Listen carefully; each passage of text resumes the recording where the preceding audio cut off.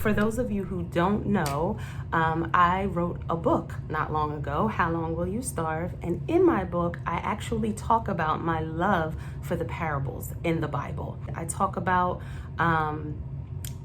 just my personal journey, but how my relationship and my journey with Jesus really began all through the parables. So we are here to begin the mini series that I said I was going to do. I was on a fast, a personal fast, not a corporate one, and I was on a fast for 6 days. And during those 6 days of fasting, he led me to the book of John, chapter 2, verses 1 through 12. And each day, he told me to read the same 12 verses. And I was a little taken aback when he was leading me to do that, but he reminded me that his word is alive and active. And each day that I read those 12 verses, I got new revelation, and I love it. So I just wanted to come on and share what he shared with me, and I hope to encourage you. So let's check out episode 5. Enjoy.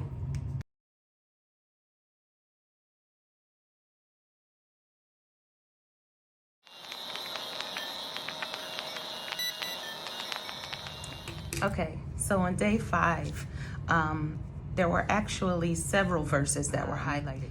So I'm going to start off with verses 6 and 7, and as I'm talking, I'll probably reference some other scriptures, because on day 5, it was kind of just bouncing around. But I'm going to start with verses 6 and 7. Oh, and just a quick recap for those who don't know what's happening in John chapter 2. This is where Jesus does his first miracle, his first public miracle at a wedding, where he changes the water to wine. All right, I'm going to read verses 6 and 7 to you. Now there were set there 6 water pots of stone, according to the manner of purification of the Jews, containing 20 or 30 gallons apiece. Verse 7, Jesus said to them, "Fill the water pots with water," and they filled them up to the brim. Now, when I was reading those 2 verses, I kept hearing a phrase was kind of ringing in my mind, and I wrote that phrase down, and then I kind of broke it apart. The phrase was a triumphant, transformed tradition. So I looked up the definition of each individual word in that phrase. Triumphant means successful, victorious. Transformed means a dramatic change in form or appearance, and tradition is a transmission of customs or beliefs from generation to generation. Now, let's make that make sense. How does that apply? Well, when we think about tradition, this was a tradition for the Jews. The water pots, the stone water pots, were used for purification for the Jews.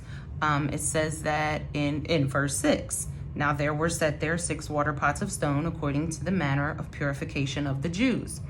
So I also started thinking about the symbolism again behind it all. If you watched episode 1, before I got into the verse that was highlighted to me on day 1, I kind of talked about the symbolism behind the number 6. Like, there were 6 water pots that were used.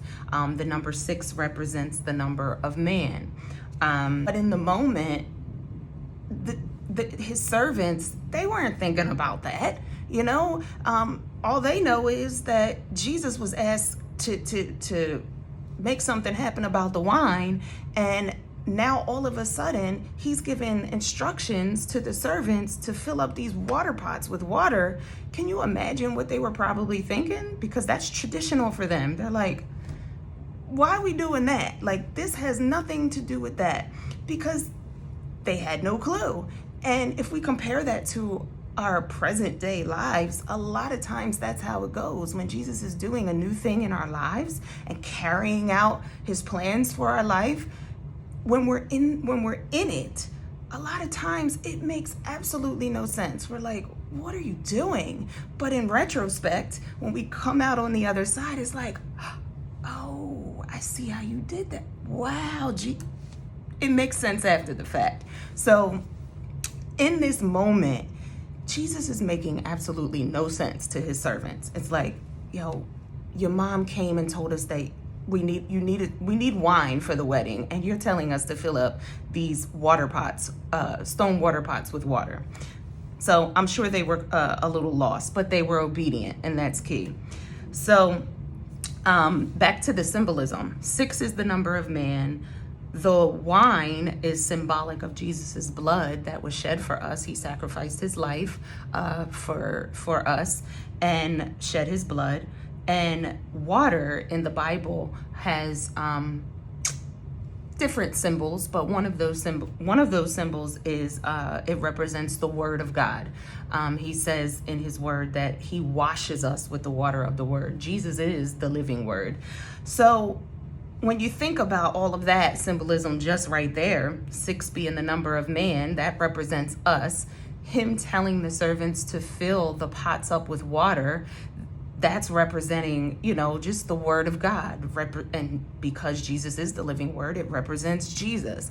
And then when the water is changed to wine, that represents his blood that is going to be shed for us. And because those water pots were used for the purification process, his blood purifies us. That's why we are at peace again with God. That's why our salvation is secured. So all of that kind of ties in, but the servants are clueless to all that in the moment, of course, but there was a reason for it. He was demonstrating, it was a physical demonstration of a spiritual truth that was about to be carried out when Jesus ultimately completed the work of the cross.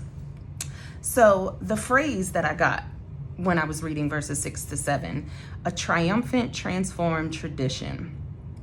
So yeah, he comes to shake up tradition. He comes to make change. He says, I make all things new. So when he's taking these water pots that the Jews are used to using for the purification process, and here he is using it for to make some wine, he's showing even though they are unaware at the time that this is just a demonstration of what's about to shift. Because mind you, not everybody believed that Jesus was the Son of God. You think about the Pharisees, they were all about the law, and Jesus came not to abolish the law, but to fulfill it. And he says himself, not one jot or tittle of the law will go away. He came just to fulfill it. But we have grace with Jesus now. We're not stoned to death if we break one of the 10 commandments. As long as we have Jesus, his blood covers us. So Jesus came, and now we have grace. So yeah, Jesus says, behold, I make all things new. And I believe what he is doing just now in this hour, it's not going to be traditional, and it's going to be better. And if you look down at verse 10, where the master of, I'm not going to read the whole verse to you, but the master of the feast says, oh, you have kept the good wine until now. So if you remember from the last episode, I was talking about how the master of the feast had no clue where the wine came from. Only the servants knew that it was Jesus, but the master had no clue where it came from. But he knew it was good wine. That's all he knew. Like, oh, you saved the best for last. This is some good wine. So what Jesus does is good. It's very good, and it will be better. Change is difficult sometimes. It's uncomfortable.